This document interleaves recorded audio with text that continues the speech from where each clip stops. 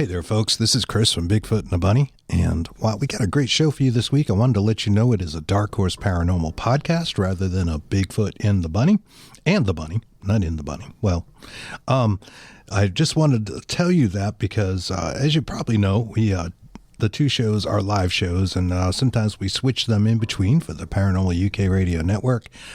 This week we changed it over to the Thursday live show, which is Dark Horse Paranormal, because Saturday, when Bigfoot and the Bunny would have aired, we went to a concert. That's the long and short of it. We went to go see Godsmack, a band from Massachusetts, like we are from Massachusetts, and we got to catch their hometown gig, and it was great. They played an extended set. It was lots of pyro, some of which was really loud and hurt my ears. And you know what they say, if it's too loud, you're too old. And that may well be true. Maybe I am too old at this point. But we had a good time. It was a lot of fun. We actually bought these tickets back in, I bought them for Kristen for a birthday gift back in 2019. Because the show was supposed to be in April of 2020. It was a birthday gift for her, and that's when her birthday is. And because of COVID, it got pushed off twice, and we finally got to see it. So that was a lot of fun. Our guest this week is John Yost, and appropriately enough, his new movie, he's a filmmaker, is called Alien Abduction Answers, and it was released the day I am recording this, on May 3rd. So it just came out. I don't think this will come out till a little later in the week, but it is released on most all streaming platforms. You can watch this bad boy on Amazon Prime, Vudu, Google Play, all sorts of places. Just look it up. It's Alien Abduction Answers. And there's a colon in there. It's Alien Abduction, Answers. But, you know, throw those three words in Google or the search engine of your choice, and you will find plenty of ways to watch this thing. It's got John's in it himself, Whitley Strieber, Melissa Kane is in it, as well as other abductees. Mia Ellis, and some other folks. And it's a really different kind of movie. It's about you. It's about your consciousness. And you'll hear all about it in this interview. It's a wonderful interview. So without further ado, let's get this mother rolling. Thanks for listening.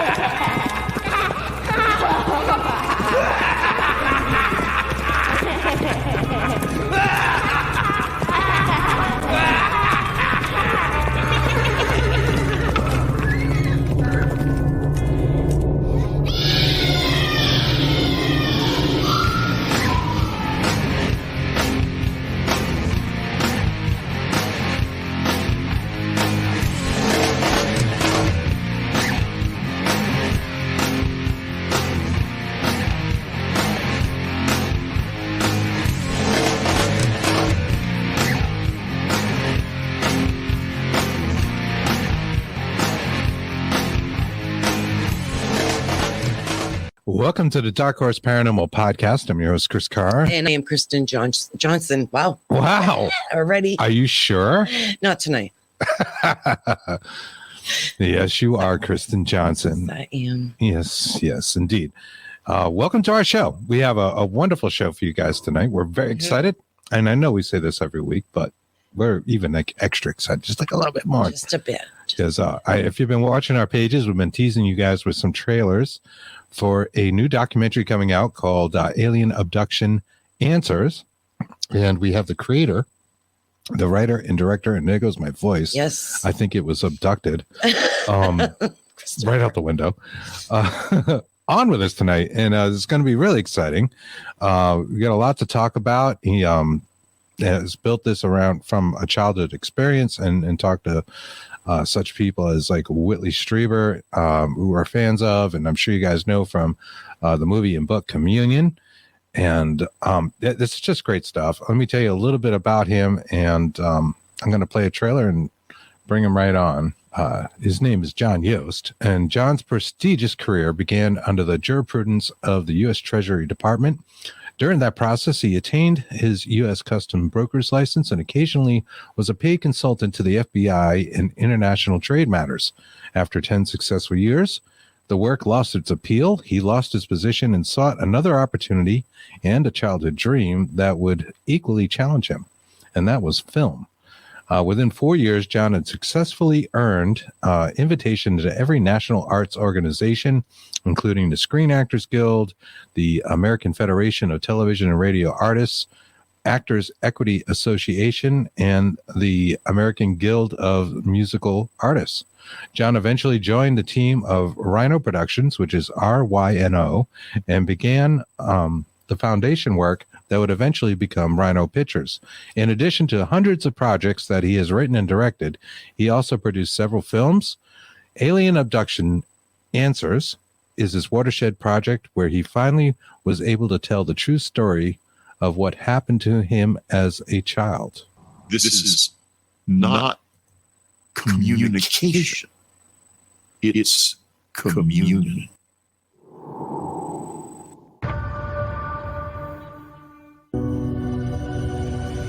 Hundreds of thousands of people have claimed contact. That will change you. It changed me. Lost in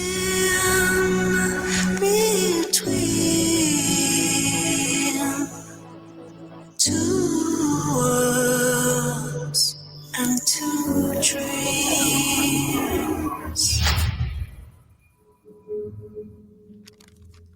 This was something that I kept buried for years. Strange things would happen. I didn't want anything to do with it anymore. He came at me, and I fought for my life. Ships started to pop up in the sky. And there's this bizarre disk of light. It is moving across the sky very fast. The experience is often very terrifying. If I felt fear, I would crawl under my covers, hoping that it would go away, whatever it was.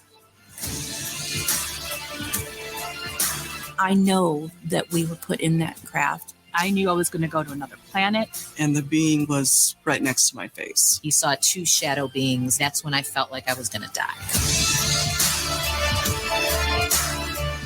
I had a real encounter with something. Even if I had to live with the fear, is to know the truth, is to know. Welcome, John. That looks amazing. Yes, it does. Thank you very much. You're very I see Jacques Vallée has given you the thumbs up in one of those quotes, and you've won me over already. Yeah, we had an opportunity very early on when we assembled the film.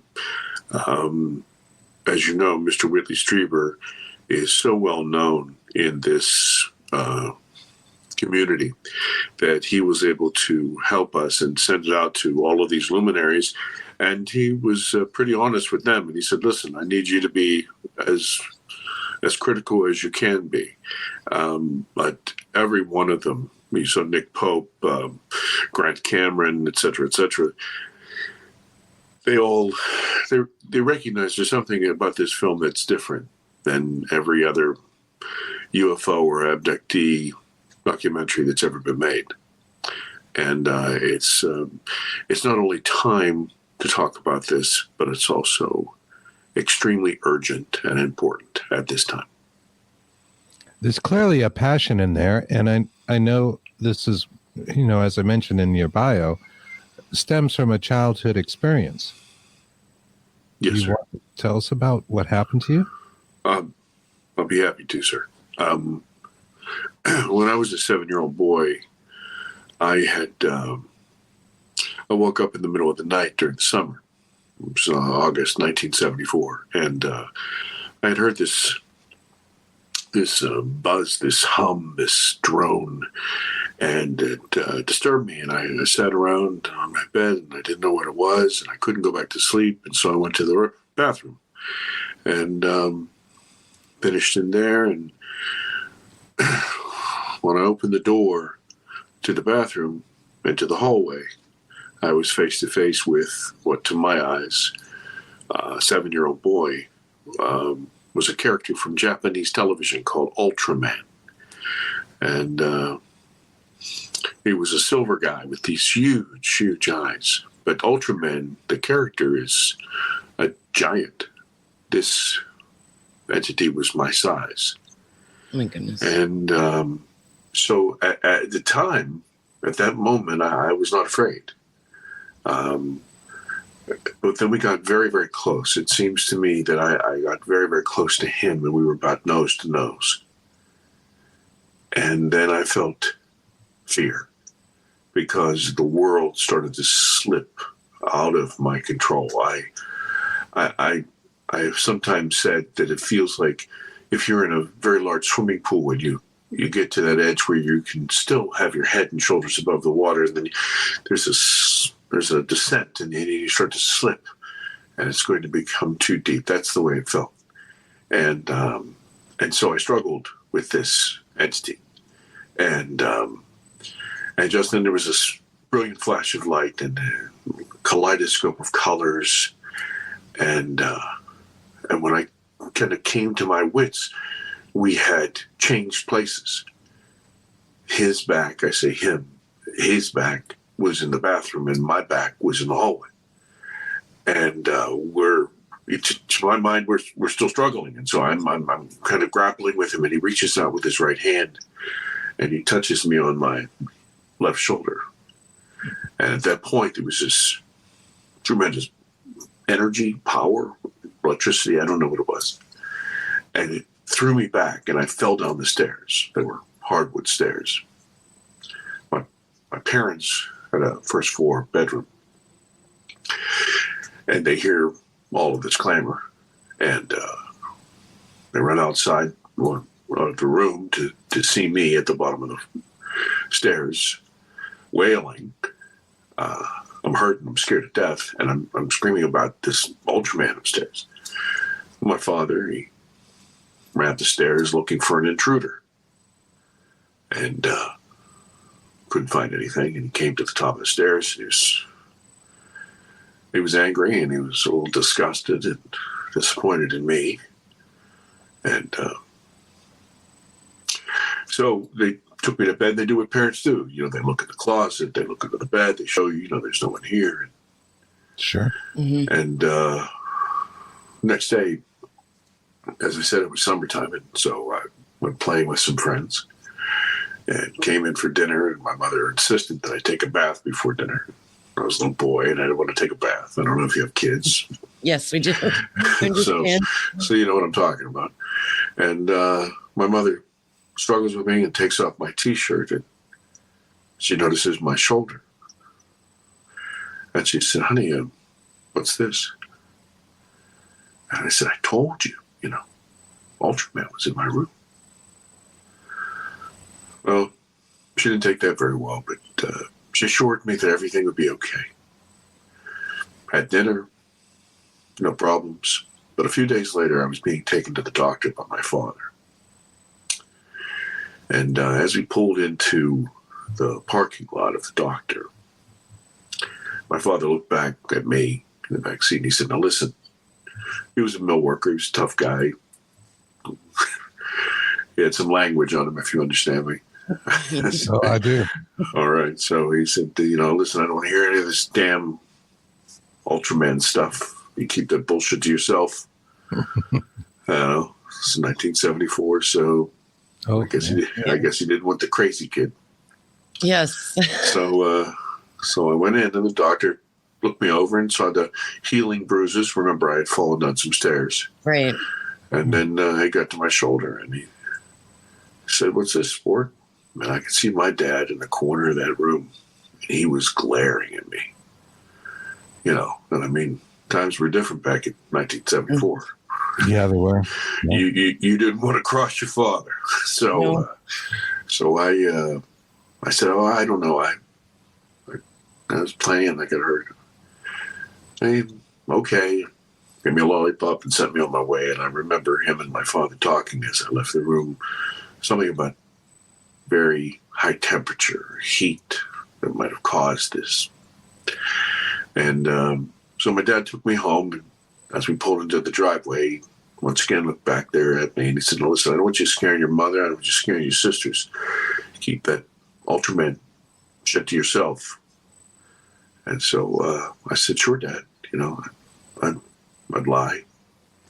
And I lied my whole life.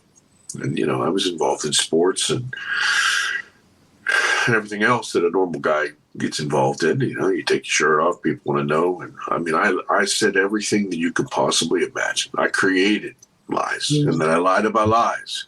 Mm-hmm. And then it became as routine as you putting on your glasses. You know, I mean, you would never think to yourself, okay, well, now I'm going to put on my glasses. No, you just put your glasses on. Right. And so it just became normal to me. And that's what happened to me as a kid. Wow. And do you still have the mark? Yes. Yes, it's about as big as my thumb, and you saw a glimpse of it in the trailer there, but you'll see it up front and center in the film, and it changes colors and it changes temperatures too. So really, it does. My goodness. Yeah. Have you ever had it looked at again now that you're older and ask the dermatologist or somebody why it does that? No, I remember that was all part of the lie, so I never did. It was just, I didn't even think about it. Didn't bring it up. Never concerned. You know where it came from. Of course. You know, this wasn't a situation where, you know, I had to have regression to remember. I mean, it was a real live. I was awake. I fell down the stairs and, you know, went to the doctor. Why? It wasn't a dream that I went to the doctor, that sort of thing. And our friend Lucia actually has a question for you right here off the bat. It's a please pretty good go right one. ahead. Because do you think there's an implant possibly in there? Actually, Mr. Strieber and I, we talked about that a little bit, and he suggested there might be because he has implants. I don't know if you knew this, but he still has a very active one in his ear. He has an ear, and there may be. I do not know, and that was never. Number one, it was never a focus of mine. And then after I started this, I was so much more focused on what happened than the residual. To me, these were all collateral damage. Right. You feel fine, but yeah. But it's a little of Terry Lovelace, who you talked to. You know, he has an implant in his knee. I believe it was his knee, and sure, you know, it just lives with it. You know, because they can't take it out because he has a heart problem. It's not worth it to have the surgery. But it's in he has all kinds of images of it being there, and they have no idea what it is. Right. So, yeah. Right. Yeah. These things happen. You know. Very common. Yeah. I mean, I think a lot of the public looks at that like, you know, alien implant. Like it's not a real thing, but it's a real thing. People have things in them, or they have scars, they have damage. Sure. Absolutely. We addressed that in the film as well. Mr. Strieber, throughout the film, is a real sage. And you see a lot of emotional things happen in the film. And then we kind of cut to him, and he allows some calm discussion about each one of these things and these facets of the abduction scenario. And we talk about marks on the body and some of his and some that he's come across in his study. So it is very common. And I mean, think about it. You know, we study deer and wildlife, and, you know, we come down in a helicopter and we shoot them with a dart, and they lay down and their bulging eyes looking up at these crazy people jumping out of a helicopter, and we tag them and we jump back in. And, you know, if they could talk, if they could communicate with other deer or whatever other wildlife, what would they say? Exactly. Probably would sound an awful lot like an abduction. exactly. Sure. It would make sense, to the flock or, Sure. herd, I guess, the herd. The herd, yeah. Sure, the herd, yeah. Yeah, it's really interesting. Have you ever noticed any side effects of it? We were talking a little bit about Ray Hernandez before the show, and he talks about the contact modalities and how a lot of abductees have picked up these sort of psychic gifts, if you will, after an abduction experience or encounters with aliens. Yes, I'm familiar with his work, and that I don't want to say I don't like to talk about it, but it's not one of those things that I discuss. I kind of thought that after I came to terms with this whole thing and kind of figured it out, came to some sort of an understanding that it would be over. And that's not the case. So you're still seeing. I don't want to give anything away of. No. Your movie, It's just. I kind of thought that when the film was done and that was it, and I would be. Maybe that was just in the past. And what that did was it was actually, somebody had said to me just the other day that it was probably the end of a chapter, but the beginning of the next one. And so, I don't know of any kind of psychic gifts that I have. I know that things are still happening to me. And I know that I'm having some intuitive flashes, but I would never say that I have a gift or that I have any kind of talent or any of that sort of thing. I don't think that's in the cards for me. But you had the feeling like if you made this movie and you got the right people together and you did it and you got it off your chest, like you would almost expel, the beast, or what I mean? Closure, but give you closure, and Yeah, that was definitely part of it. That was definitely part of it, Chris. I had lied about it all my life, and I'm in the film and television business, and so people, immediately, a red flag jumps up, and I always say, so what does that mean? If I was a police officer, I couldn't be robbed, right? If I was a bank, I couldn't be robbed. Come on now. These things are, they don't really care who you are necessarily. I mean, I'm talking about your occupation. And so I was in this business for a long time. I worked for a company, as you know, called RYNO Pictures. And we do work around the world, do sports, and we do true crime, anything history. And we had been hired on to do a segment of a paranormal film. And so we took it on as any other job, and I was producing, and we had been with these people, and they were, I had no idea of UFO community or CE5, or I had no feeling about it either way. It was just never on my radar. And it was about that sort of thing. And we hadn't seen anything, but we had all these cameras. And so late one evening, we were downloading all the footage, and we went out back for a nightcap. And so this is about 2.5 years ago. Okay. And so one of my camera guys was with me, Scott, and there were about 12 or 15 people who were involved. They were all outside, and they're pouring some wine and some, whatever. And I raise my glass for a toast. I see a glint in the glass, and my mind immediately is trying to figure where the hell that come from. And I'm thinking, oh, well, it must be the moon. But then I realized it was a new moon. There was no moon. It was black outside, it was completely black. And so as I pull the glass down, I see behind the glass, about 45 degrees away from me, about 30 feet in the air, this thing. It had kind of an irregular shape, almost like an egg, almost. Okay. And it was blue-green, and it had its own luminosity. So it was lit from inside.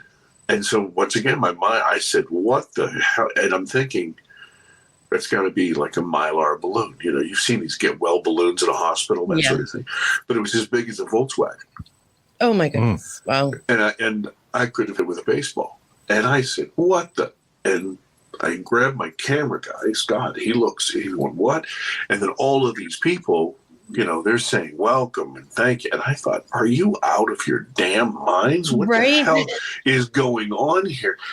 And this thing moves lightning fast and a zigzag right and stops right above my head. And I freeze.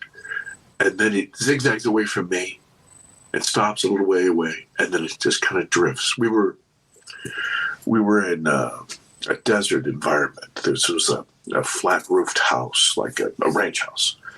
And so it was right over the yard, and it floated out across the plateau. And everybody was very happy and everything else. But me, I had been transported back to that 7-year-old boy. Sure, it's traumatized. I lost my stuff, and I I only pick up PSD. And so I'm kind of in charge of the crew, and so I had to get myself together, and then so it was very difficult. And I said my goodnights, and I tried to be very, very polite. And I went to my room, and I barricaded the door. And I'm not proud of that, but I had a really difficult night that night. And but what happened was, at that point, everything, all of those feelings that I had kept inside, all of those years, not the memory. I mean, the memory was always there, but it had been kind of, put in a corner and piled up with other stuff and whatever. But all of the raw emotion, the fear of that unknown, that slipping underneath the water, it just crippled me. And I was very angry with myself. Here I am. I'm a professional in my business. I have colleagues. I have people and I'm losing my mind here. I'm feeling crazy about this, and I got to get a grip on it. And so this is really the genesis of why this movie came to be. We could have done anything, but I needed to get some sort of handle. So I started to do research about abductions, and I was totally blown away that there were so many people, not only in this country, the United States, but around the world. I mean, literally millions of people. I say hundreds of thousands. There are millions of people who have had some sort of brush with this, in quotes, other, whatever this is. And I was blown away. And so that's how the movie began, and why I was, because I did tell you the truth, I would have never in a million years done it. I would have never in a million years done it. Now, did everybody else see the? Yes. Oh yeah. They were saying thank you. So it wasn't just you. Everybody. No. I would say, like I said, 12 or 15 people there, and there were 2 or 3 of my crew with me. And somebody said, "Why? I thought I saw. What is that?" And then everybody else was talking about it, and they saw it, move and zip and then float out, and they were all talking to it as it went away. And I thought, you people are insane. Nuts. Yeah. Exactly. And I say that not questioning your sanity or anything. No. Sometimes this phenomena happens, and I think part of it, and maybe this is part of the gift that some people get, is they see it more than others, or and this happens in the paranormal world as well. Right. Like, you could have a group of 5 people and 3 people see the apparition. The other 2 are looking in the same direction, they don't see it at all. Right. So there's some connectivity there. Absolutely. That happens, but your whole group saw it. Yeah. And I agree with you on what you said about that, about 5 people can look at something. I think, honestly, that's true for 2 reasons. Part of it is you, the observer, and where you are, like how well adjusted you are, how observant you are, but also, we are so egocentric. We think of ourselves as the only participant in that. Yeah, no. The phenomena itself is intelligent. Yes. And can make choices. Yes. And so I think part of that is that reason too, is that whatever, can make decisions about who it reveals itself to. I agree with you 100% on that. We both do, yeah. We talk about that often in the ghost or spiritual world. I think some of these entities, be whatever we want to label them, are of a consciousness that we can't even understand, because humans are self-obsessed and we think we're the king of the hill at all times. From our perspective and our view, we dominate the world, and nothing could possibly have these kind of quote unquote superpowers, or be able to walk by us unseen or affect our lives in some way that just doesn't logically, logic being the key word, make sense to us. And it really is kind of ridiculous if you think about it. Nature is rife with examples of fellow mammals that have talents that we don't have, or eyesight that we don't have, or abilities that we don't have. We have to build machines to duplicate those things. But yet our arrogance still props its ugly head up and takes control. That's right. It's all about this ego thing. And this is it's interesting that you've driven the conversation this way, because ego really is at this kind of center of this entire phenomena, and kind of the defeat or conquering of that ego is key to engaging in what comes next. I remember my mother as a child. She used to say to me, I was a child. She used to say to me, if you know everything, you can't learn anything, right? So if you are everything, then you can't learn anything. You can't see anything because you already know it. And I think that's where we find ourselves as a species in many regards. Absolutely. We see the food chain in nature, and the gazelle doesn't get up thinking, "Oh, the lion's going to eat me today." And it just runs. It knows how to run if it's in fear, but it's not thinking about it necessarily. Yeah. And we have the opportunity to turn around and negotiate with the lion. Yes. And this is where this film eventually goes. It deals with the fear, which is something that Hollywood would love us just to dance our entire show on. Right. The fear exists, and if anybody says, "Oh, well, there's no fear," that's not universal. There's tremendous fear because of the ontological differences.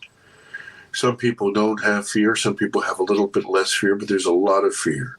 So we decided not to ignore that. We would deal with it.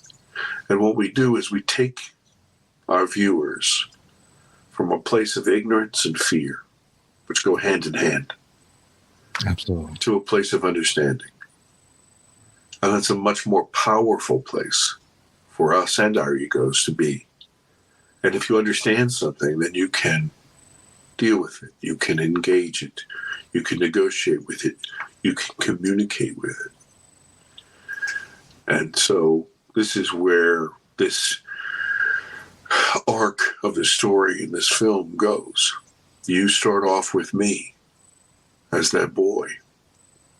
And you are terrified because you're going to live through what I lived through. And you're going to see what I saw. And then you're going to see how these wonderful people from around the world and around the country have had similar experiences and how they've dealt with it. And they're not tinfoil people. These are mothers and fathers and designers and business owners, master's degrees, and they're they're me, they're your Uncle, Sam or whomever. People will see themselves or people they know on camera. And then, of course, we have the shepherding of Mr. Streeper, but we also have the tremendous help from a woman named Debs Shakti. And I've come to believe that she is my guardian angel in a way. All right. Yeah. There was her trailer. Yeah. You had sent with the kind of behind the scenes casting that our audience may or may not have seen, but you look so fascinating. Go ahead. And she's the one that gave you the what is it? The regression. Well, that's actually, I understand what you're saying, but that's actually not accurate. Okay. What I'll tell you, what she is she is a global practice. She is a quantum hypnotherapist.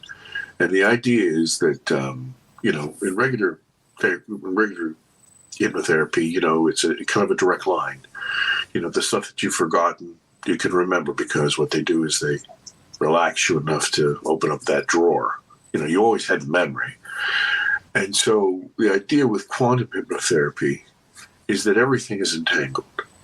So the idea is that you can rise above and you can move over to the other side and come down on the other side and see that little ball that rolled across the street when the car swerved. You can see all angles of the thing, whatever the thing is. Right. It's the same information.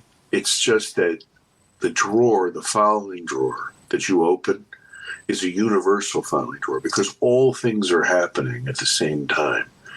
All of this is entangled, and this is not my opinion. I mean, this is cutting edge quantum physics. Yeah, these guys, they're putting it together today. They understand it more and more and more, that all these things are happening at the same time. A way of looking at your memories from other standpoints, and it can be measured as well. Yes. I'm sorry, I got that wrong. I was trying to figure out the question, what she was. I'm sorry. It's okay. Yeah. So what happened was there was that point at the top of the stairs that I can't. As I was recalling it, I can't remember. How did I switch places, right? And where did I go? And how did that happen? I felt there was movement, but I could not put my thumb on it. And I remembered everything else crystal clear. And then it's funny because when she did relax me enough, and this took several sessions, but the final session is actually on camera, so the audience will live through that with me. It's kind of uncomfortable to watch.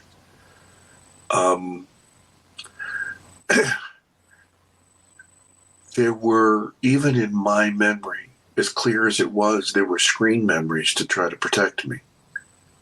Mm-hmm. Yeah, and you're going to find out some very surprising things. The story that I just told you is absolutely accurate, but there's some different things in there that I did not recall that come out in the therapy, in the session. And I was completely blown away. For 45 years, I thought, I'm sorry. Defenses, like natural defenses coming up to guard you from truly remembering what happened, kind of thing. And we talk about screen memories in the film. We spent some time on that. I'm sure that you probably heard about people who have had visions of owls, say. Yes. Yeah, but those aren't owls. Yeah, and or deer with huge eyes, this sort of thing. And part of this is, once again, the intelligence interacting with us, and this is also our defenses, our minds, our souls trying to protect us. And there's. And once again, you're going to find out that in these cases with these screen memories, there's a Y in the road. And if empowered, we can take the less traveled road. And we can, in fact, engage with something that would absolutely terrify us normally.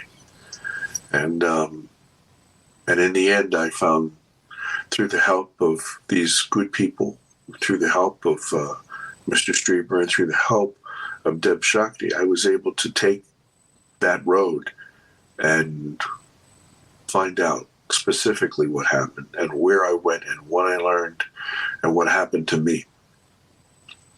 Oh, it's wonderful. I'm glad. John, I need to ask this question. What is it you think they want?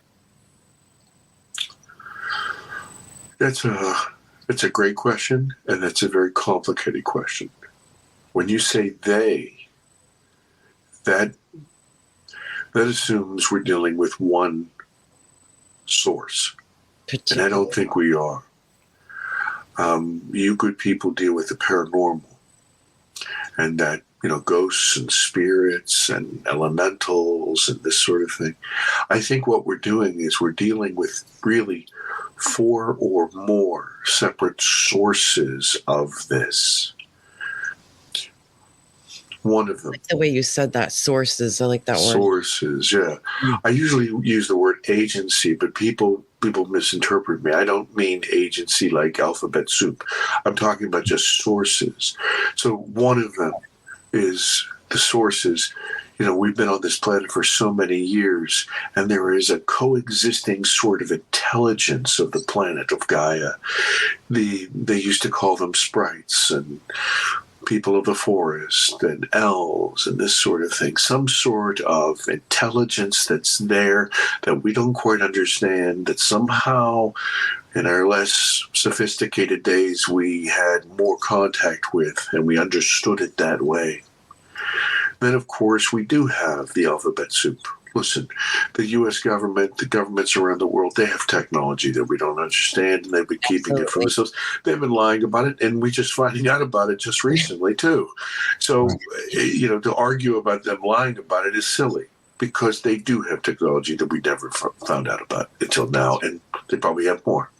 So there is some of that happening, just like there is some of that elemental, that intelligence happening. Then also, we do have, in fact, some sort of contact with physical beings from other rocks in the universe. I mean, we're sending probes all over our solar system.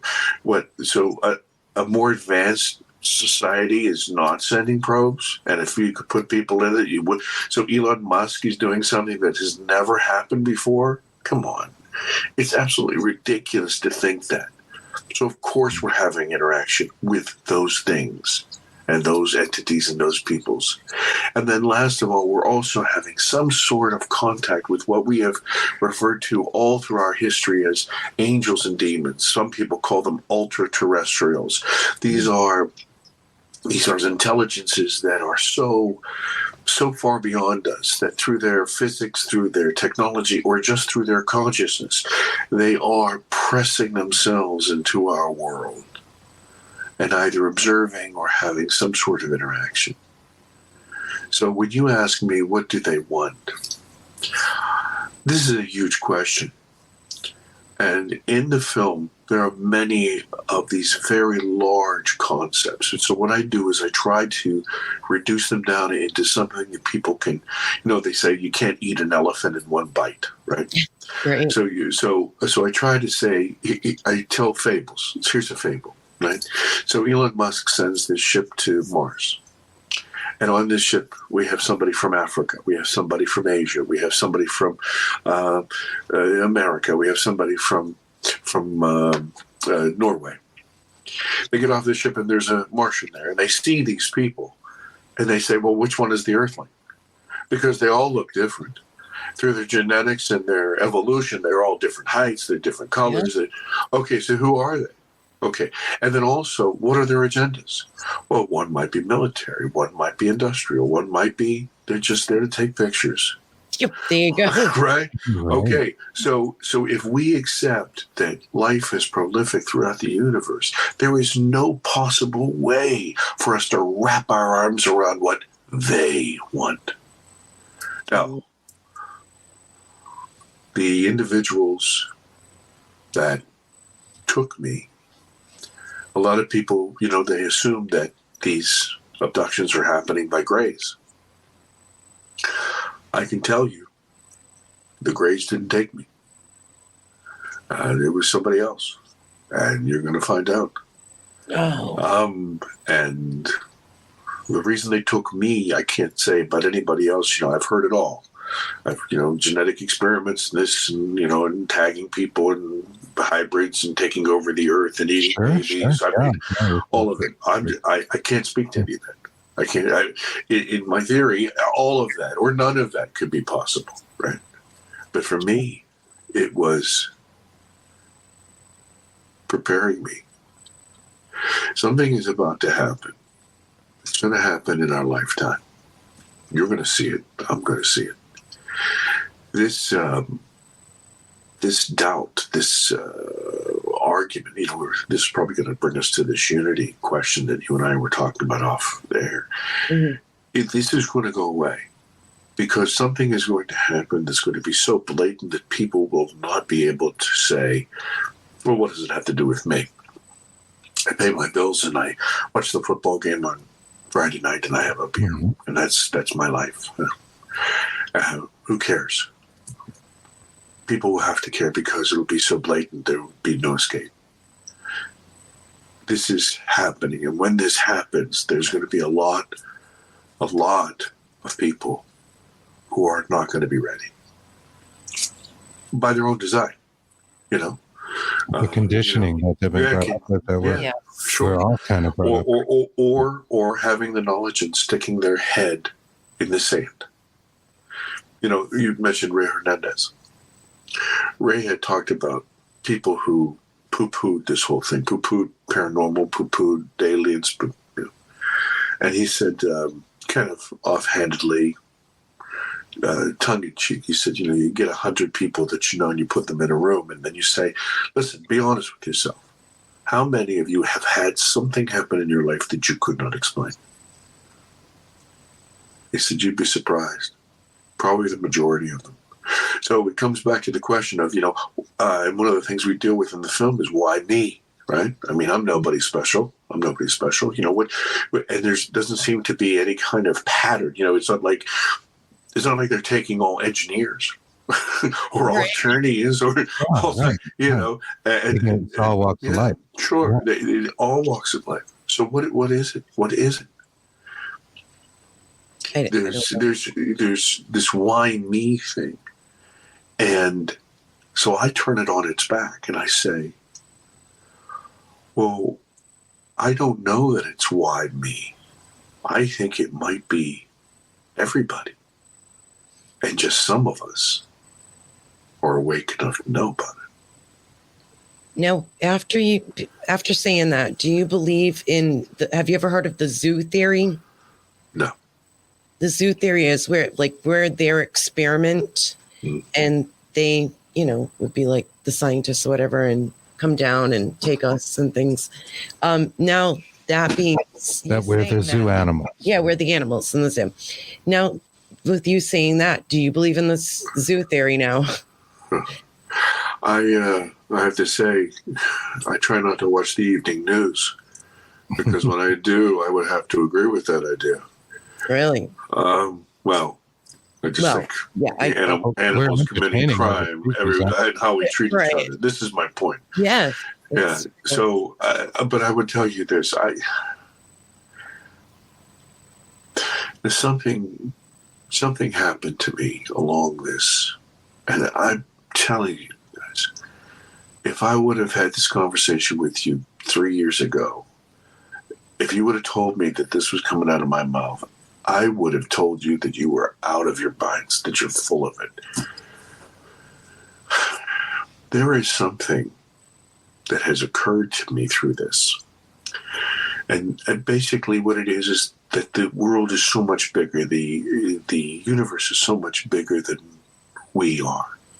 I mean, we are specks on a speck on a speck in a speck amongst billions, trillions of stars. Mm-hmm. Absolutely. And yet, there is something so special about us. And this specialness is this thing people call a soul or consciousness. Mm. And it's this thing that ties us together because we're all the same stardust. I mean, think about it. Whether you call it God or you call it source or you call it the one, whatever. we all came from that, whatever that was. This carbon matter. Yeah. Panspermia. We don't know. So I ask you, are you two good people? Are you two people with souls, or are you two souls with people? Think about it this way. You're wearing a shirt there, you're wearing that little sweater there. So if you took that sweater off and you put it on the back of a chair and you walked away, would that sweater jump up and dance around? No, it would take you to animate that sweater, yeah? Okay? So it's a sweater. It's a person wearing a sweater. It's not a sweater wearing a person, right?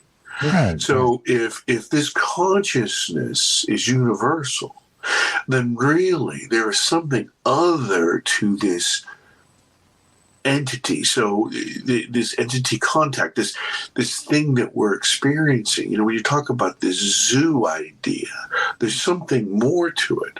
What I have determined is this is somebody shaking our tree so violently to say to us, listen, you are more than what you seem. Wake up out of this dream. You are not a person with a soul. You are a soul wearing a person. So if your life is only 70 years long, right? It doesn't matter what you do. You can step on that other person and hurt that person and lie to that because it's just 75 years and you've got to live your life and get what you need. But if your life is more than that, if there's some sort of plan or purpose here, that your consciousness survives, that your life lasts millions of years, then guess what? You are the ET. You are the alien. You are every other thing because you're part of it all, because that consciousness is universal. It's what animates each and every one of us. So this is more than just shiny lights in the sky. This is about consciousness, the things that make us the same and different, but more similar than different. I love that. I love that. Yeah, I know what you're saying. You're talking about the consciousness as being equal to what life is. And we would agree, yes. We think consciousness, we're ascribers of the philosophy of panpsychism, where living creatures can hold any living creatures hold a real consciousness. Trees. And that's what life is. Like the trees, how they interact with, say, mycelium and are able to communicate with other trees. There's something going on there that, isn't just wood. But everything holds the consciousness, right? Has the ability to hold the consciousness. Like you mentioned your sweater, the sweater isn't conscious, right? So it just stays there until you animate it. No, I love that. And it's a great analogy. And I also like thinking that, of course, we like thinking that consciousness lives on past our three-dimensional bodily deaths. Mm-hmm. And that there is something else out there that's bigger than maybe this trial run of whatever it is. We're just being in the zoo. Yeah. Well, think about this. Think about this.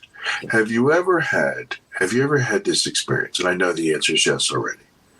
Have you ever had this experience when you're staring at somebody across the room or whatever, and they turn around and look right at you? Yeah. Oh yeah. Or you felt that somebody was staring, and you turned around and you saw, okay, look, if there's no consciousness, that shouldn't happen. That's right. That shouldn't exist. Oh, it's a real thing. Exist. People are a real thing. They train people in the military to. We were just talking about that. Actually, last week we were talking to Lloyd Auerbach, who's a parapsychologist, about this very thing, and I've heard Rupert Sheldrake talk on it, and like Secret Service kind of things in the UK. It was MI6. Yes. They train people if they're going to stab somebody in the back, don't look at them. Mm-hmm. If they're sneaking up to stab somebody, don't look directly at them because they'll feel your presence. Why is that? Right? It's your consciousness. It's bigger than your sensory organs, I believe. Your ego is, Mm-hmm. Yeah. And so to the subject of our interview tonight, if that is true, then that would make perfect sense why almost all of these entities communicate telepathically because raw emotion is universal. Love, hate, fear, calm, empathy. All of it is in symbols and in emotion.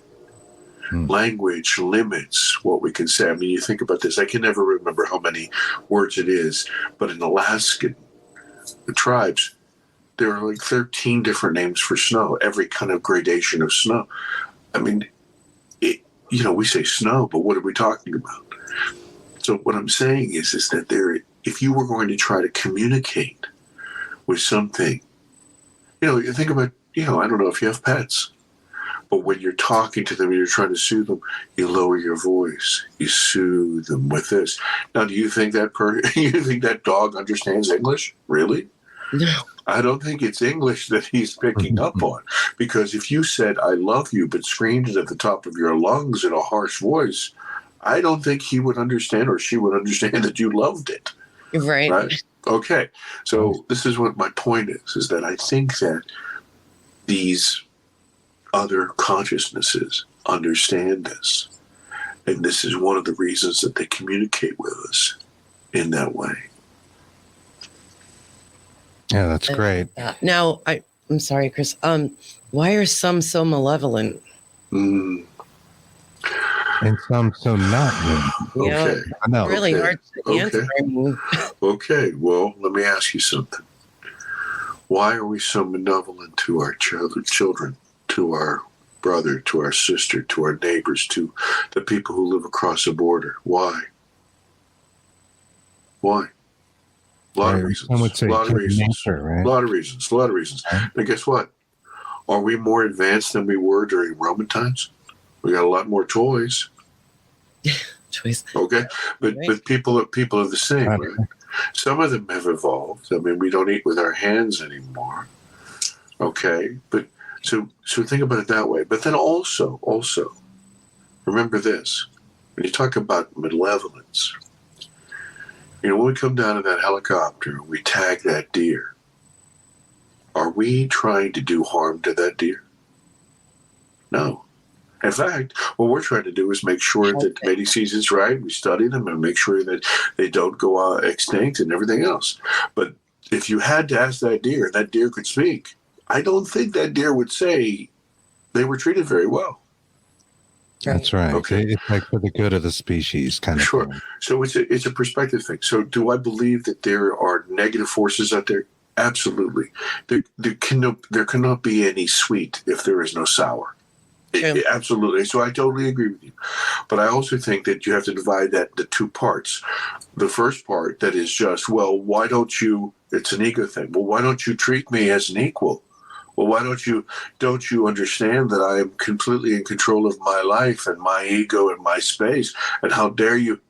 Meanwhile, this entity is, how many thousands of years more advanced than we are and looks at us as a cave person. Really, Right, a hairless ape. Okay, so you have that, and then you also have the ones that are just don't care, just like us. Right. That's how people are. Not everybody's a nice person. No, I wish. We certainly have, And that's where the unity that are not nice. And most people are good-willed and that kind of thing, and it don't mean harm to their neighbor. But some of us are very selfish. Some of us are mean. Some of us are downright evil in ways. So I can see that certainly carrying on and into different species, we'll say. Sure, why not? Why not? Once again, we keep thinking about things in terms of us. We're so egocentric. Well, why wouldn't you treat us better? Why? We've been so kind. No. Exactly. You know what I mean? Yeah, exactly. If you perhaps watch. Yeah. The flag's in the corner over there, the Ukraine flag, for a reason. Sure. Yeah. Well, we'll think about this. I mean, if maybe you were, let's just make this up, you were new to the neighborhood and you're watching this orb and you're seeing the war and the people hurting each other and everything else, you might say, well, listen, this is the language they speak. Mm-hmm. I'm going to go down and simulate. Sure. Right. Yeah. Maybe this is how we do it. Right. Maybe this is the only way they understand. Yeah. And that might be true in a lot of cases, unfortunately. I mean, I'm just, I'm speculating, but that just occurred to me, When in Rome, there was the Romans, Yes. that sort of thing. Yes, exactly. I was going to say something. I just lost it, but it was about energies. You were talking about the animals, and they can feel our emotions. Because we give off the energies and the frequencies and the vibrations. And what do you think? Linda Judd had a question. She said, "Staying in a higher frequency is a natural protection from those operating in the lower frequency." What do you think about frequencies? And that kind of stuff? I think of everything like communication. Okay. Okay, and this is what I mean. So,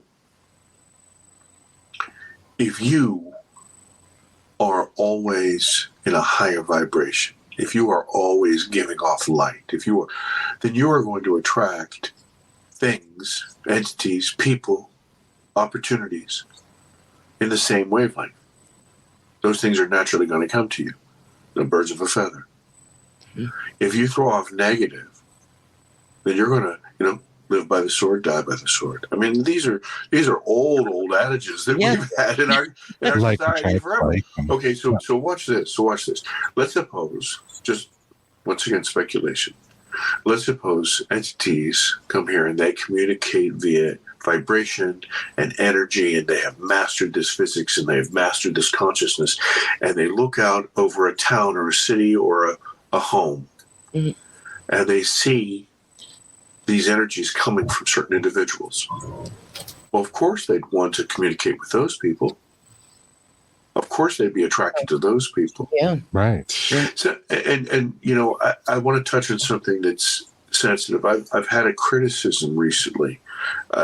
Most people have been very, very, very kind to me, and I'm very grateful for that. But somebody gave me a criticism the other day, and they said something about, well, this is all bunk, and all you have to do is call upon the name of Jesus, and this will dispel all these are demons. And I said, yes, of course. You can call upon the name of Jesus and dispel demons, but demons did not take me. See, this is once again saying that not me, but somebody has the answer. I know that only demons are okay, the world is much bigger. There are more things under the sun and the moon that fit into your philosophy. Right. There's so much more. And when we try to box it in, once again, that is an ancillary of our own ego. Because, see, once again, you know everything. So it must be a demon, right? It can't be just, this guy from Alpha Centauri or whatever. I know I'm being glib, but you have a tendency to pigeonhole things and, label things a certain way, beyond one's personal understanding. And then people shut themselves off to new knowledge or don't look for comparisons between different cultures, for instance. Well, everybody say the same thing is happening right over here, but they call it that. They have another name for it. These people call it telepathy, and these people just have a different, an indigenous name for the same thing. And perhaps they're speaking through symbolic language, right? That root language you were talking about. I know a lot of telepathy happens that way. A lot of psychokinesis is conveyed symbolically. Okay, much in a way that it seems that the aliens, if they are alien, speak to us. Now, do you believe that they all are from outer space, from another planet, multiverse, universe, or do you think some of them might be living right here among us in our own Gaia? As I said a little earlier, I think that we're dealing with 4 different sources, and I personally believe that as a child, I had interactions with off-worlders that were here for a purpose. It may still be here for a purpose. During my search in this film, I encountered what I mentioned first, which was some sort of intelligence that's lived here, coexisted with us in Gaia, an awareness, a consciousness, and that pushed me forward to find out more, and broke down my defenses, because even during the filming, I fought revealing. I was never supposed to be in the film. It wasn't supposed to be about me. It was about searching for this information, desperately trying to find this information for other people. And I don't say unfortunately, but I got kind of dragged kicking and screaming into it through. I bet. Yeah. I'll tell you the story. I was in Michigan, and we were filming a CE5 group, and it was at the end of the night, and so the whole crew was loading up the gear, and I was helping, and one of the people said to me, who was participating in that group, they said, "Hey, listen, did you guys pick up any energy over here?" And I said, "No." I looked at the guy, "No." And they said, "Do you mind, walking over?" "No problem." And I kind of gave my guys the high sign. I said, get going. I'm going to go over here, and I want to be respectful, but I don't think we're going to see anything here, And so they made arrangements with me to meet me for dinner. It was an all-night diner. I said, "I'll be a few minutes." So I walk with this person, and we're walking on this very, very flat. It looked like a soccer field. It was very, very flat. And we're walking towards this tree line.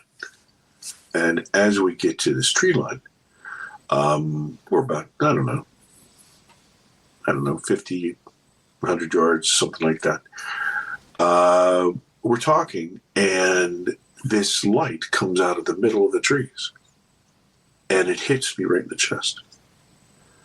And it was this amber sort of light, and it was round. And it had some sort of a physical impact on me. I could feel, some sort of pushback. And I said, "What the hell?" And the person said, "Okay, just relax." I said, "Relax, I'm getting attacked here. What the hell is going on?" And just then, this light, kind of a blue light, flew out from the top of the trees and flew back down. And I said, "Oh my God, look at that." And they said, "I know, relax, just breathe." I said, "Breathe, what is going on?" And then over here, it looked like somebody, you have drummed your fingers, as you're waiting impatiently for something. Yeah. It looked like somebody had drummed their fingers up against a sheet of glass. And every one of those fingerprints was a little light that lit up. And I said, "What is this?" And it's happening all this fast. Goodness. And then just then, the entire, this is not 360, but 180 degree, it lights up, the entire forest lights up with these little tiny blue-white lights. And I said, "What?" And I'll share this with you. I carry a gun. I didn't have it with me that night, but I froze and I reached because I was petrified of what was happening. I thought, I'm going to be attacked, and I don't know what the hell this is. This person is trying to calm me down because I'm starting to get loud, and I'm not a small person. I'm a pretty big guy, and this person is trying to calm me down. I am reaching for my gun, and these things came out of the forest. And they flew at me, and this person too. But as they got close to me, they disappeared. They kind of disintegrated around me. And I went, "What?" And I felt this absolute ice cool air. And I breathed it in, and it felt like that, I've said this many, many times in interviews. It felt like that, like a peppermint patty, right? Yeah. You breathe that in, you feel that cold air. Mm-hmm. And I was staggered. I was staggered. This person waited a beat, and they turned me around, and they started to walk me back to my truck. And I'm trying to put words together, like, what? This? And I said, did you? Yes. And I said, how in God's name is something like this? And I was angry at myself because I reached for my gun and I showed myself as a coward, right? I'm not proud of this. I'm just telling you the truth. And I get back to the car. I'm sitting there for a minute, and I call the guys and I said, listen, I got a story for you. You're never going to believe this. And I'll be right there. They said, well, Johnny, we ate dinner without you. That was like 2 hours ago. Hour and a half. You lost. I said, what are you talking about? I was gone 15 minutes, 20 minutes, maybe. Wow. Oh my goodness. And so this had happened prior to my whole admission and everything else. And this was, to me, that, when we talk about they and grays and aliens and what, that to me is that intelligence of this earth that is somehow communicating, because this whole thing about this consciousness, this universal language was saying to me, we see you and we know you see us. And I had such a hard time with that, because then I knew that my admission, my confession was imminent. It was coming up. Even at that point, I had kept it under tight wraps. My interview in the film is at the end. We actually taped it at the end so we could have all the footage and then I could comment, throughout. Mm-hmm. But I was never, ever, ever going to be part of the film. That's not what, I say this, tongue in cheek. I say, this is really not a resume builder. Fox is not going to call me to anchor their new show, right? Right. The little clip that I saw of you talking, I thought was fantastic, and I think now that we've been going on a little over an hour, maybe it'd be a good time to remind people that it comes out in 5 days, right? And yeah, May 3rd. Yeah, on every major streaming platform. Mm-hmm. I've got a 5-day trailer here. But it'd be all right to play that, let people see. And you'll get another one tomorrow. Yeah, and then one every day until the very end. Excellent. I'm just going to put that on right now real fast to just bring anybody up to speed that might have joined a little bit late. Sure. They have to start somewhere before the person is closed to the unknown. I believe I was 3. I was probably 4 or 5, 6 or 7 years old. I was 7 years old. Between the ages of 7 and 12. My first contact was when I was in middle school. This was a place that we used to play, and it was a burnt circle on the ground. This was something that I kept buried for years.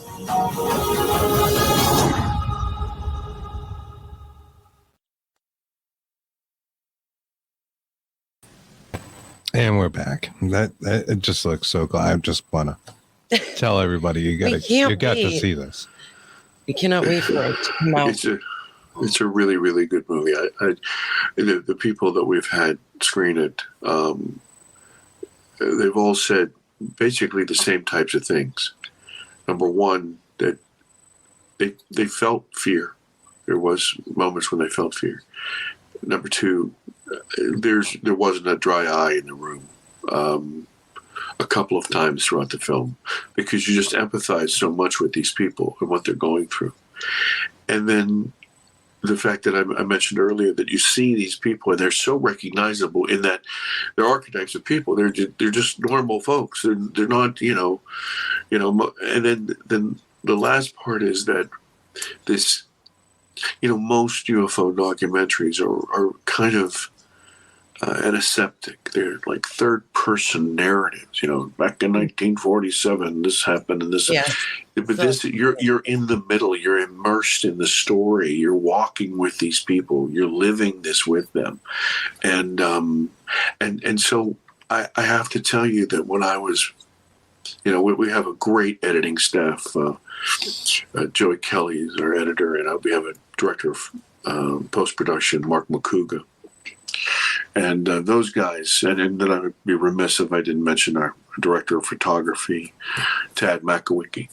These guys are real artists.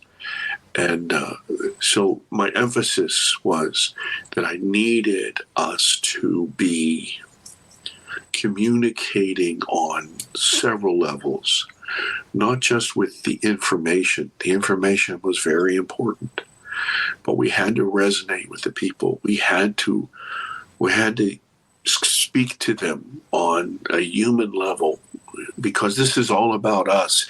This is less about aliens and less about them or they than it is about us in the end, and where we're going to go from here and which direction we're going to go. It's up to us. It really is.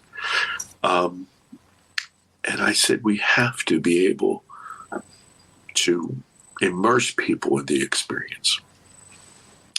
And so that's one of the reasons that you might be seeing the press that you're seeing and the kind of statements from these luminaries in the community, because they sense it's totally different. And I don't want to use the word proud, but I'm very satisfied that we were able to achieve that. Do you think they have, and when I say they, I don't mean the ones that are maybe like us, where you can have a certain percentage that is just outright evil. Overall, do you think they have a message? And what is that message? Without giving away the movie. Yeah. No, because and somebody also took me to task. I got another criticism the other day and said, answers, well, me, this sort of thing, kind of sarcastically. And I said, well, exactitude of meaning, my friend. I didn't say the answer. Answers. There are many, many questions. But these are some answers that people can start to hold on to and build on. Sure. What do I think? I genuinely believe that they want us to know that we are more than we think we are. And if we know that we are more than we think we are, we will change. We will want the best. We will, for our neighbor, we will want to be service to others as opposed to service to self, because it's like every religion that you've ever heard about, do unto others as you would have the golden rule, right? And the reason is because if we all are one family, and it's not woo-woo, I'm talking about literally, we're made of the same stuff, physically, chemically, biologically, and spiritually, we're made of the same stuff. If you cut off your thumb, you would not be helping the hand. The hand would be diminished. Right. But this has to be universal. See, you can't just be a good person and be surrounded by evil people. It doesn't work that way. Think about all the great people in the history of our species who were the only good person. They usually killed them. Right? Yeah. Right. They usually killed them. Okay.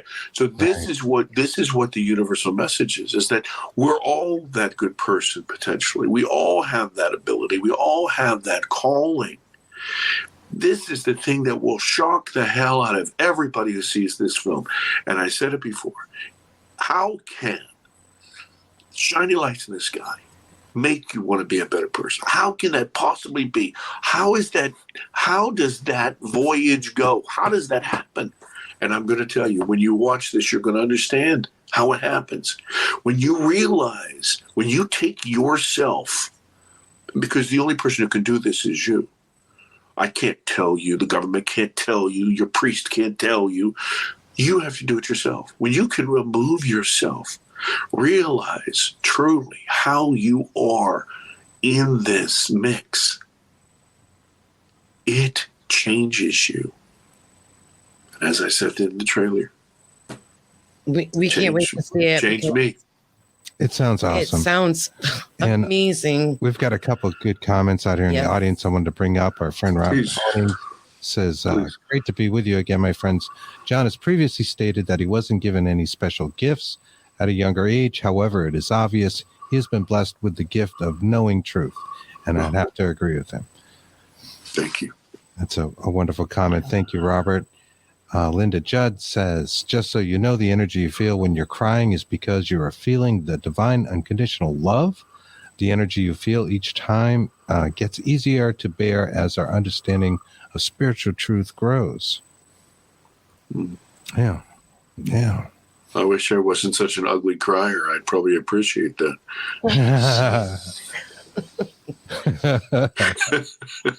Well, you know, a lot of creatures don't cry, right?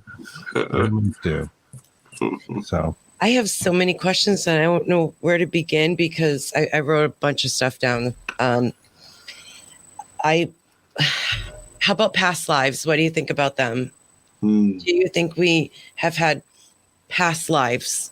Our consciousness. Are we reincarnating to get it right? Right, that's a good one. You know, there are two individuals in our group. You'll meet them in the film. Stacy McCardle and also Kimberly Porth. Both of them state that they had literally made an agreement and had made the decision to incarnate in this time, in this place, in this body, and have the experiences that they're having in this three-dimensional world. Now, to me, at the beginning, I have to tell you, I scratched my head at all this stuff. Remember, I'm a kid with trauma, right? And so my mind is, hey, some jerko threw me down the damn stairs, right? Mm-hmm. This is so much bigger than I could possibly ever imagine. And yet, as you go down this rabbit hole, as you realize that everything is literally just atoms and energy and waves and particles and vibration, you say to yourself, wait a minute, things that I thought were totally bunk and totally impossible are literally possible. That's right. And so I thought, wait a minute, am I falling in the same damn trap that I accuse other people of with ego? Because it's, you know, I don't speak that specific language, then it doesn't make any sense to me.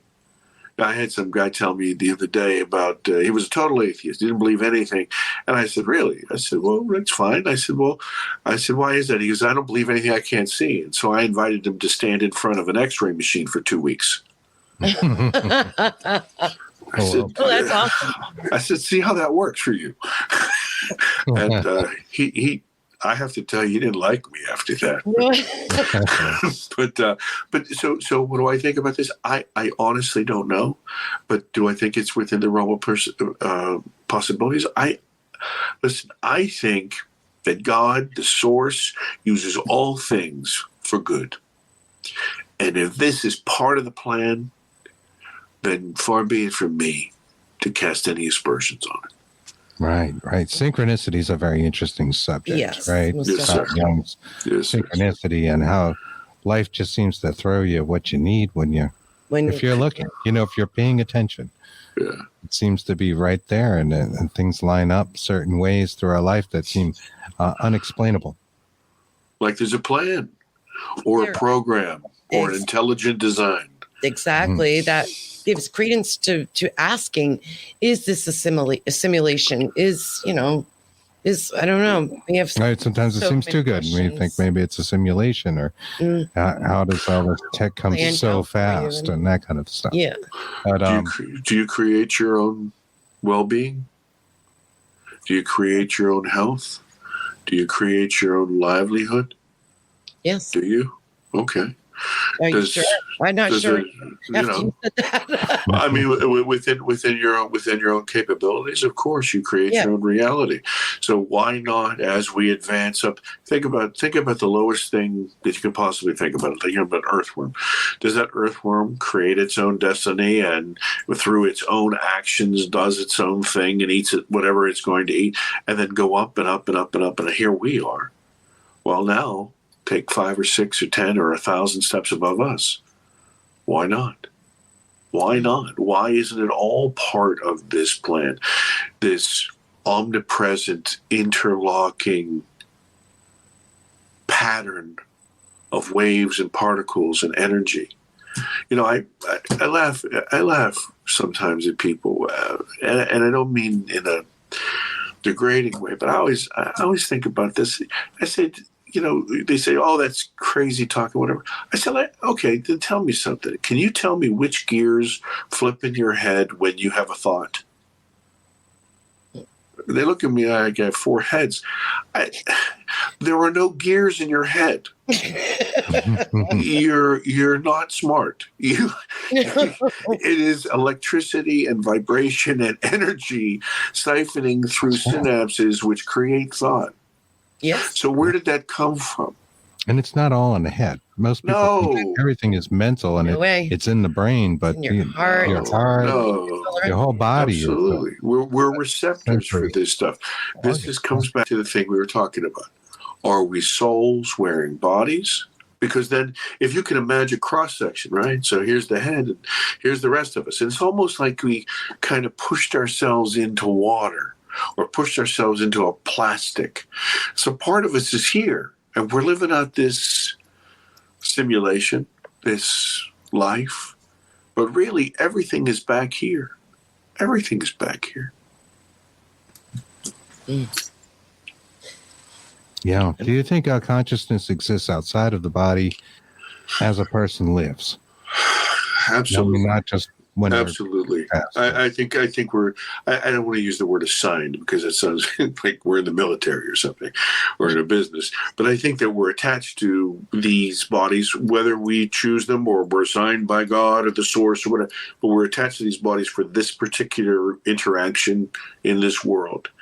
And, but I think that all that consciousness, everything else is outside. Like I said, you know, if it's not, how the heck can you stare at somebody across the room and then notice? Or let's do even a more remote example. Okay, have you ever been thinking about somebody and they call you?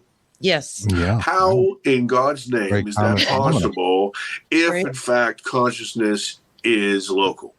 It has to be non-local because that experience that I just said is universal. I don't care what your culture is, what land you live in, that has happened to you or somebody you know. How is that possible? It has to be that consciousness is non-local. That's right. It's our friend Gail Hyson, speaking of that, and is psychic herself, and then she just convinced us. Love you guys. She is a shaman. Mm-hmm. I need her help. In the laboratory. Yes. I need somebody to teach me something. She's fascinating. I will introduce you to her. Yes. She has a wonderful podcast called Small Medium at Large, and she worked with Dean Radin. Oh, Mr. Radin, yes. As a test subject for psychic abilities. Fantastic. Yeah, I agree with you 100%. I think it's bigger than, our physical bodies. And I think we're all connected somehow. And, somehow our subconsciouses are, and it has to be a way for telepathy, for example, to work, to be able to read someone's mind or predict things or know somebody's staring at you. There has to be more going on there than just the physical sensory organs. Sure. Absolutely. Yeah. I was going to ask you. Oh, I was just going to tell you this real quick. I just wanted to, there's a kind of a synchronicity between you and I. We were just on a podcast and somebody just before this, and somebody had asked us a question, like, what was your moment that you remember the most? And I said to them, well, I grew up in a haunted house. I had entities around me. I call them entities.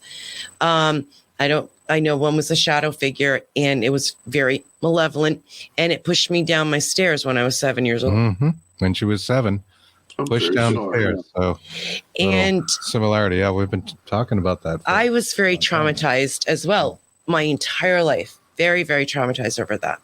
So I understand a little bit about, blocking things and how you felt and the stigma, the dogma, whatever, that don't tell anybody. Mm-hmm. When you were describing that, I was thinking about Kristen, because we have this and we've told the story. Like, we both had haunted childhoods, but it didn't bother me. I wasn't scarred from it or felt I don't know, long-lasting fright from it. I was more interested. Trauma. Thank you. Is the word. And it took me a long time to get Kristen, and we dated for a couple of years before she would even touch anything paranormal. So it's an interesting thing about us, and definitely a parallel between the two of you. She was 7. Down the stairs she went. So by an entity. Yeah. Now you said there were 4 sources. Could you tell us what those 4 sources were? I'm not sure if you said it. Sure. The first one I said was, Gaia, the intelligence of this rock that we live on, this living rock, this environment, those entities or elves or sprites or whatever that is. The governments of the world, the second agency or source. The aliens from another planet, I'm not saying I know the planet but another place, just like we're exploring Mars and, the moons of Jupiter, this sort of thing. And then last of all, the ultra-terrestrials, the angels and demons, if you will. So those 4 different, that's at least, that covers, I think, one of the things is that people, this is why this ego thing clicks in. Okay, so you talk to somebody. Oh, no, listen, they're all grays. Okay. No, they're all tall whites, and the grays work for them. Oh, okay. Oh, no, wait a minute. These are the reptilians. Let me tell you something. The reptilians are the only ones, and then everybody else. You know what? The grays are little baby reptilians. Okay. How about all of them? How about more than just all of them? How many countries are there? How many different types of people are here? How many races of individuals are here? Okay, That's one planet. Okay, the universe. Don't be so damn arrogant. So this is what I was just saying, is that it is bigger than we can possibly imagine. And everything we know is just a sliver of the truth. Some of it we've been lied to. Some of it we've been kept in the dark. Some of it has just been omission. Some of it is because we couldn't understand. Listen. If you've had children and you're teaching them to read, you don't hand them the works of Shakespeare. Okay? Now that child could look at you as you handed them an ABC book, and that child could be defiant and say, how dare you hand me this ABC book? I want all the secrets of the universe. How dare you hold back the Bard? I want William Shakespeare. That child would not know what the hell to do with it. They couldn't even read a sentence in that old English. This is where we are. We need to learn our ABCs. Then we learn words. Then we learn sentences. Then we learn structure. Then we learn how to copy others. And then we can create. We're just at the beginning. And that's why it's not alien abduction, the answer. It's answers. Signposts for us to continue the search. I have a second film in mind and a third as well. As I mentioned earlier, this film is supposed to take not just you and I, and people in the community or people of this mind or this ilk, but anybody could watch this film and empathize with these people. And most people are ignorant. And I don't mean rude. I mean ignorant, meaning they don't know. And ignorance breeds fear. So ignorance and fear to understanding. When you understand something, then you can do something about it. You can learn more. You can avoid it. But you have a choice. You're no longer totally ignorant. So the second film is about integration. It's about, okay, well, now I know some truths. How do I learn more? Or how do I protect myself? Or how do I continue? And then the third film is, there are people like yourselves who have taken this information, who understand that there's something bigger, something other. And you've decided to do some service for the world by collecting people and talking about it, by bringing the information out so people understand it, translating it into the lowest common denominator so everybody gets a chance to eat that elephant a bite at a time. Right. Thank you. That's And so that's what the third film is about. But this is kind of like the path that we have to follow, just as individuals. And this is the path that I'm on. So, my critics, God bless you, stand in front of the X-ray machine if you like. That's fine. I've used this analogy in another interview. If Chris and I were standing on the hill, we were soldiers, and we put on night vision glasses. It's 2:00 in the morning. We see the bad guys coming up over the hill, right? And Chris says, "Well, I don't want to see that." He takes his glasses off. Well, they're gone now. You're about to have a bad day, Chris. Unfortunately, it doesn't work that way, right? Very, very bad day. So here's the point. This is what I'm trying to say to you, is that what I learned through my experience is that moment of irrefutability is coming fast. On April 5th, there was about 1,500 pages that was released from the government. Yes. Talked about abductions, talked about scars, talked about radiation burns, talked about missing births, talked about all kinds of stuff. That is crazy talk. Why the hell is it coming out now? Watch the news. But watch the news, watch the skies. And after this film, look in the mirror. Man.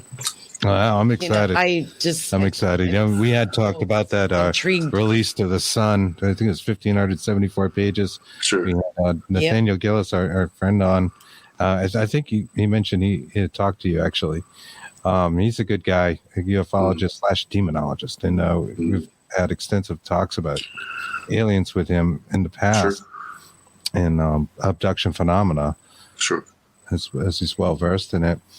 I can't wait to see this film. Me neither. Real quick, I just wanted to say thank you for the 50 stars, Liz Milne. Thank you, Liz. We appreciate it. The Paralinks Paranormal United Network. Yes, our pun network. We're going out on. Sorry, John.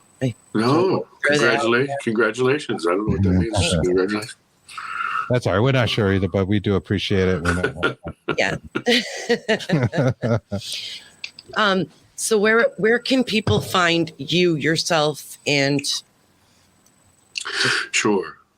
Well, as you said, the film will be released on May 5th, and it'll be on Apple TV and Amazon Prime and Google Play and Kino Now and every other video on demand, every cable station. All you have to do is speak it into the remote and it'll come up.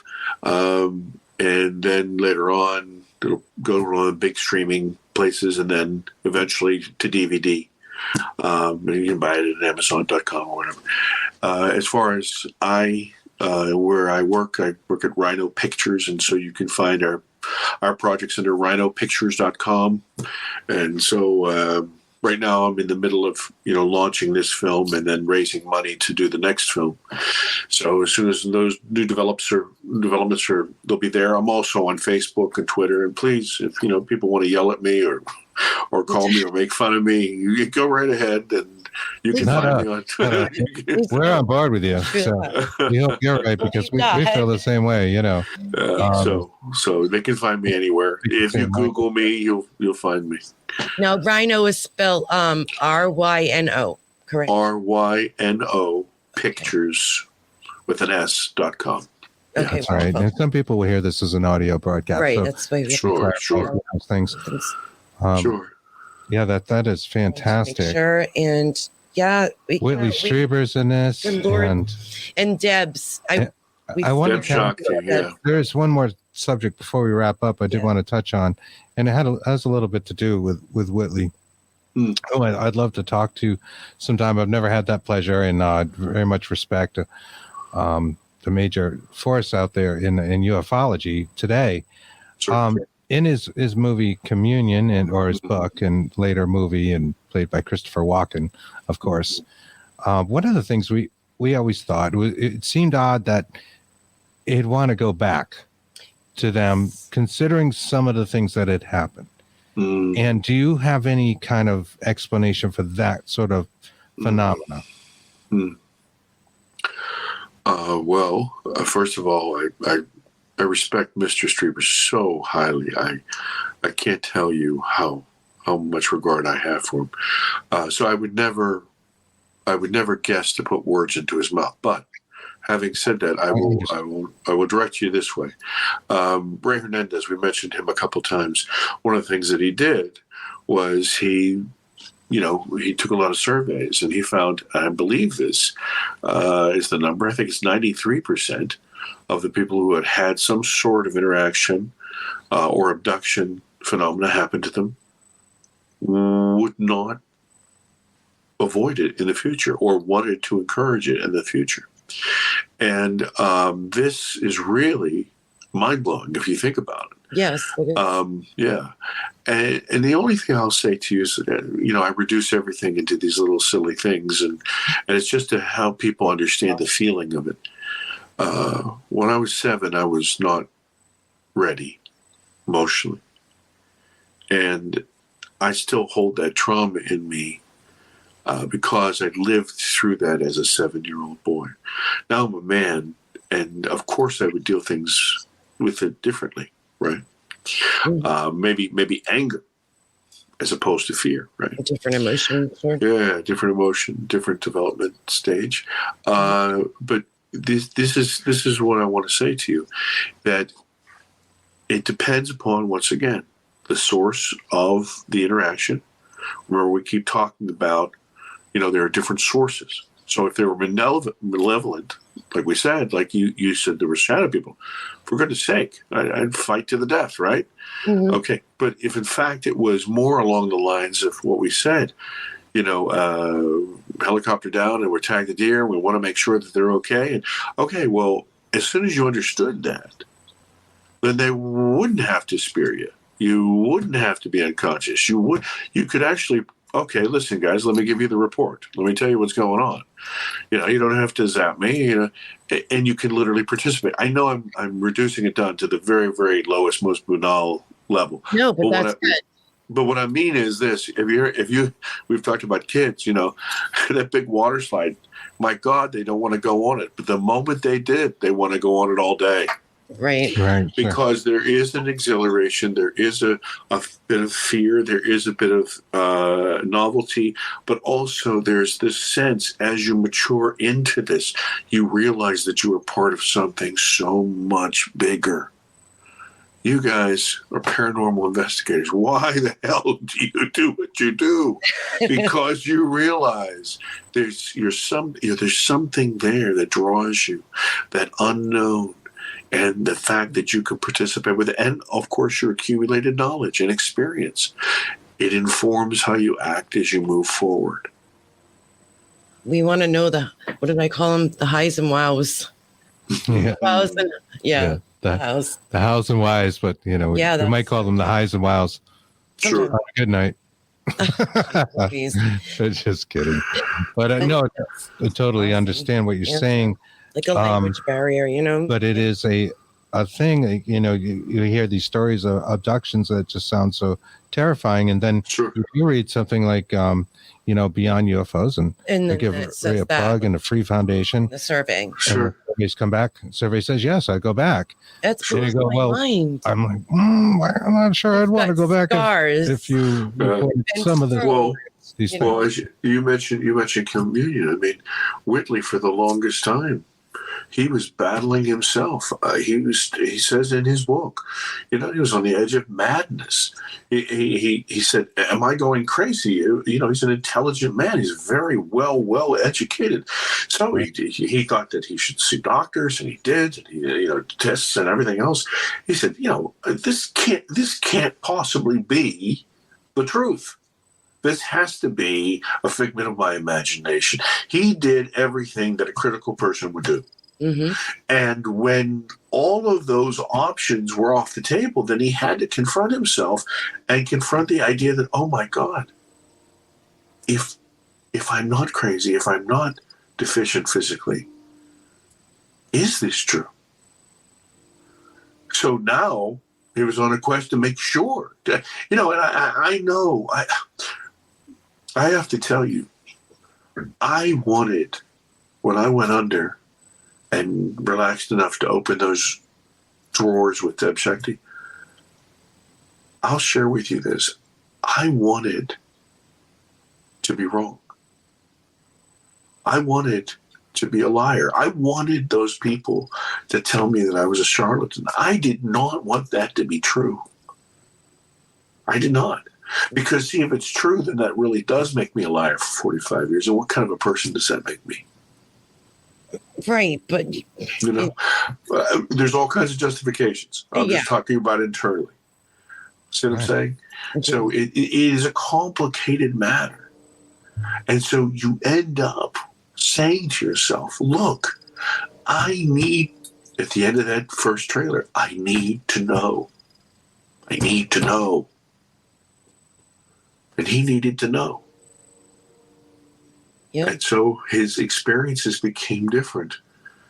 They did not have to take him then. He participated and tried to communicate back. And you know, I mean, hell, if you went to a zoo and you went past the monkey cage or whatever, and one of the monkeys stopped and looked at you guys and waved, you get a kick out of that, right? And you might wave back. And then if the monkey tugged his ear and you tugged your ear, and then you maybe adjusted your glasses, and all of a sudden the monkey adjusted. You say, wait a minute, that's pretty crazy. You call your husband or your wife over, you got to see this. This is nuts. Look at this. And then all of a sudden the monkey says, yeah, I'd like some money, you know, whatever, or whatever. You would be amazed. This would be the most intelligent monkey you've ever seen in your life. You'd be fascinated. And the fact that this monkey was trying to communicate with you would endear that monkey to you. You would start to bond with that monkey. You would want the goodwill of that monkey. You would want some sort of relationship with this monkey. I'd be wondering what the mushrooms and the salad I have for lunch, but I'm not saying that we're monkeys, but what I'm saying is this, is that we can participate in this. And the moment that you realize that you do not have to be a victim, like I said, taking you from ignorance and fear to understanding, where you literally have a choice. That empowerment in itself gives you the courage to take the next step, to prove yourself either way. And then when you do know it, now here you are. And now what do you do? And so you have a choice every time. You have a choice. But you have to have understanding first. I love that. A couple of questions out there, and some new people that joined through the through our show. I want to say hello to Melissa. Joshua Dixon is a regular. You joined late. Good to see you, Joshua. Gail asked if you had read the book Trinity by Jacques Vallée and Paola Harris. I have. I know of both of those people, but I have never read that book. That's right. You had a quote from Jacques. Yeah. On your trailer. Yes. He, like I said, because Ridley Strieber was involved with it, he was able to send it out and ask for critical analysis of it, and Jacques came back gushing. That's awesome. May 3rd is the date. May 3rd or May 5th? 3rd. May 3rd? I thought so, because you said May 5th earlier. I'm like, no. I went and looked. May is the 5th month. May is the 5th month. True that. 5 days left. True that. May 3rd. May Maybe 3rd. That's what it is. 5 days left. Yes, sir. Yep. May 3rd. May 3rd. Next Tuesday. Melissa Hui, thank you. She gave 50 stars as well. So appreciate those stars, guys, and appreciate everybody for joining us tonight, of course, but especially you, John. This has been a wonderful talk and discussion, and I have to say I'm really excited. I genuinely mean that from my heart. We're going to watch this. We're streaming this bad boy. So, we can't wait. If you sold us, I think you're going to sell a lot of people, because we are critical thinkers, and we have seen an awful lot of documentaries. Yeah. But yours looks so intriguing and so real. Yeah. I wanted to know exactly how these people feel that are in there and what the experiences are like for them, including yourself. Apparently, we're going to have to get tissues. What did you say earlier before the show, Brawny? I'm gonna have to get my Brawny paper towel guy. Right. That's his shirt. No, I meant for my eyes, because I know I'm gonna just Sure. cry through the whole thing. I mean, well, not that part at least. You know, it's geez. Yeah, it sounds amazing, and it sounds like it ends on a really profound note. Yeah. And I was looking for peace, and I found a measure of peace through the help of those good people, and I hope everybody does. That's wonderful. It's great. oh, this has We been appreciate excellent. it. Thank you. And Thank you. You're welcome. We'd like to have you back when you come out or streaming, whatever your second and third films. Absolutely. We'd love to see them. I hope you've Please. enjoyed talking with us. Stick around. I'm just going to wrap up, and we'll say our goodbyes in a moment. Yes, sir. All right. That's about all the time we have this week. We are off Saturday. We are going to a concert. We're going to go see Godsmack. First time in And my it's life. I going to be can't wait. a lot of fun. And you're going to do some headbanging. I think that's what they call it. That's what the kids call it. I these actually days. wanted to mosh pit, but we can't go there now. They changed our seats because of COVID, and I'm Yeah. so mad at that. Anyway, But yeah, we're not going to be doing Bigfoot and the Bunny on Saturday, but we'll be back next Thursday. So stick around. Thank you for joining us. Thank you, everybody that joined tonight. Gail, Yeah. Alicia, everybody, thank you Joshua, for sharing, Linda. Alicia. You guys are great. Thank you so much. Have a great week. Joanne. Yep. And We'll see you soon. bye. Thanks.